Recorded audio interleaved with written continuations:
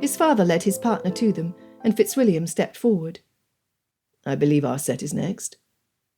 Her eyes held his as she nodded. "Mr. Darcy?" The Duchess placed a graceful hand upon his arm, and he glanced down to where she touched him. Her hand gently rested upon his forearm, near the elbow, but despite his topcoat and his fine lawn shirt, the precise location of each finger could be discerned through the layers. He was unaccustomed to such a sensation. Why should her touch be felt so acutely? Unwilling to offend her or Thomas, he lifted the corners of his lips a tad and proceeded to the dance floor. She watched him steadily.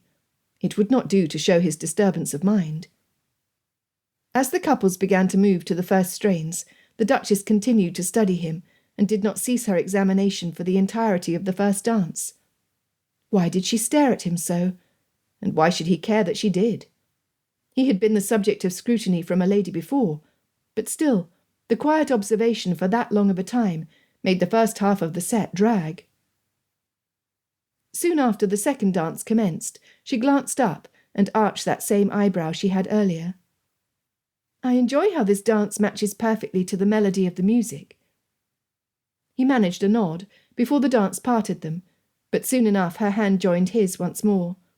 He looked at their joined hands, both encased in white gloves, as propriety demanded. "It is your turn to say something now, Mr. Darcy. I talked about the dance, and you ought to make some kind of remark on the size of the room or the number of couples."